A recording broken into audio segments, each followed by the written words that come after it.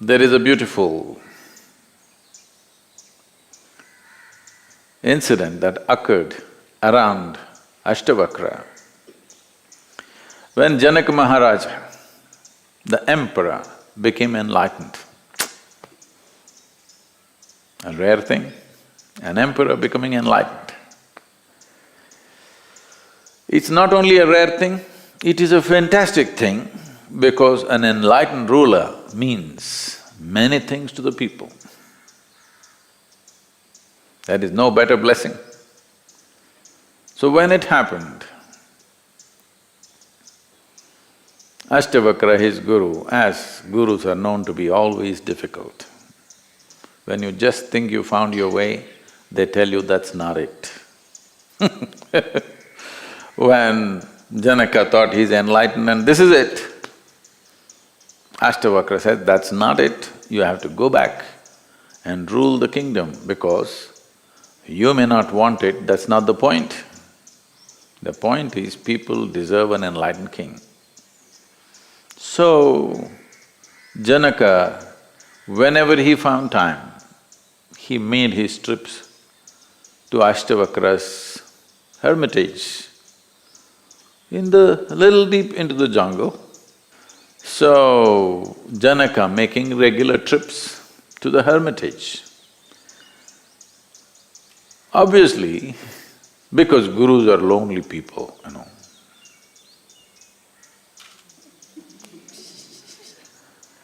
Because where to find enlightened company? Very difficult. So, obviously, both of them enjoying a certain rapport, both of them enjoying each other's company, all the other disciples saw this, that Ashtavakra, the great being, seems to have a certain weakness for the emperor. Whenever he comes, they're chatting away, laughing together, this. These people who have left everything or they think they have left everything and come and they are here as sannyasis, not paying enough attention to them. But if you leave them 10 minutes with him, they won't know what to do next. So there's a little bit of resentment building up. Ashtavakra is conscious of it, he let it build up, because every build-up is a possibility. Something should build up, then only you can do something. If nothing builds up, that means there are dead people around, not live people. If live people are there, something must build up. Joy must build up, love must build up, ecstasy must build up, or at least resentment or hatred or jealousy, something must build up. Something is building up means we can do something with them. Nothing. What to do with them? So he let it build up and then this incident occurred. Janaka also came and he was sitting in the satsang at the back. And as the Ashtavakra was speaking something, suddenly a soldier burst into the satsang and without even looking at the guru, he ran to the emperor. With a loud voice he said, "The palace is on fire. You need to come right now." Janaka said, "Get out of here. How dare you run into the satsang without bowing down to my guru, you run here and shout some nonsense, just get out of here." And Ashtavakra continued with whatever had to happen. So Janaka just sat there, palace burning. Nobody's concerned here. There, of course, they're screaming, but here, nobody's concerned. Then this continued, it's a lap of the master event, 3 days, you know. Till you feel your legs have had enough, it continues.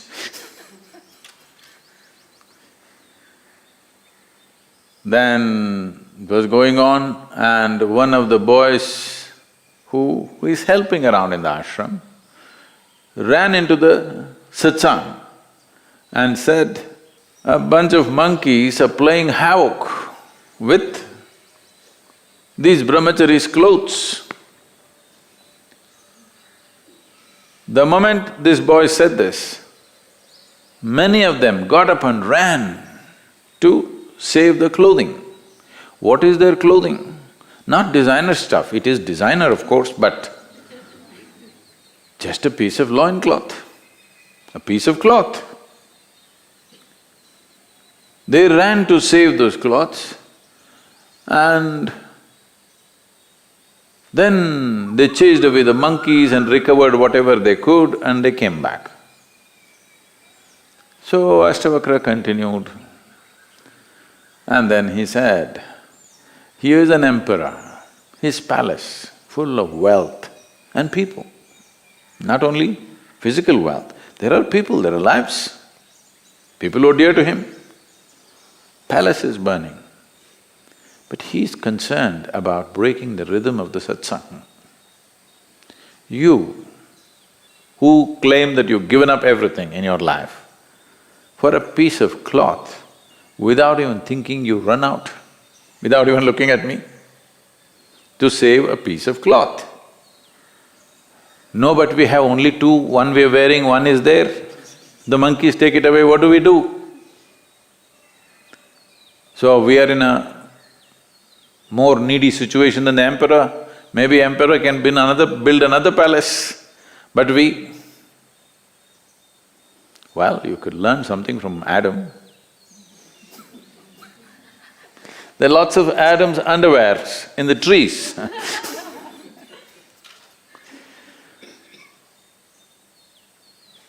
So Ashtavakra said, the question is not about what you possess, it's about how you possess. Even if you have a kingdom in your hands, you can hold it in a certain way. Kingdom is not necessarily outside in terms of wealth and people and money.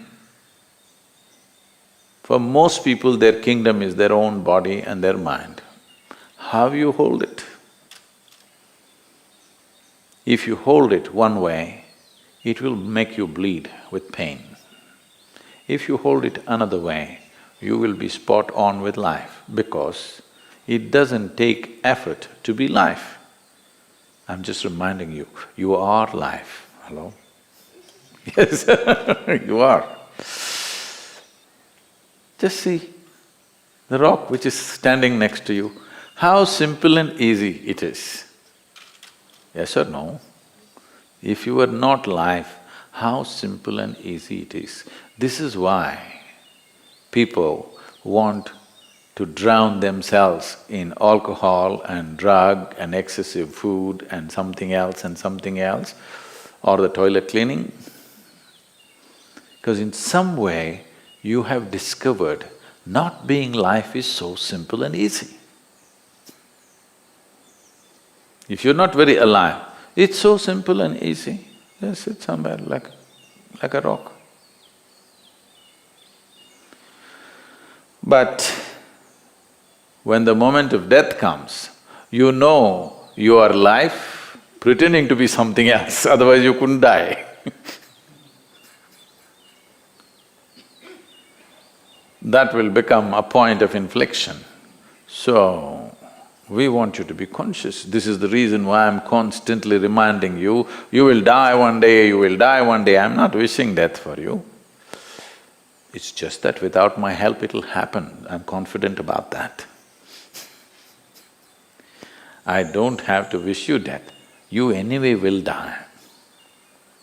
So constant reminder of death is just this, to make you know your life. You can't go about like this rock, you can't go about like a mechanical creature who can walk and talk and do everything that you can do, but cannot be alive. That's an important thing. Is it an important thing? No. If I can do what somebody can do, that's all that matters. It doesn't matter whether I'm alive or not, isn't it? If I can do things as good as somebody else, if I can be as successful as somebody else, if I can possess what somebody else has or nobody else has, that's good enough. For most human beings, that's good enough. So, in many ways, unconsciously they have understood the solution for life is not to be life. That's not a solution, that's a deception. Because no matter what you do, even if you die, that proves your life. When you're alive, if you don't prove that you're life, when you die, at least you prove that you were life. Yes or no? So you cannot escape this. Neither with tricks of life nor with death, you cannot escape this. So is it a trap? It is not a trap. It is a tremendous possibility.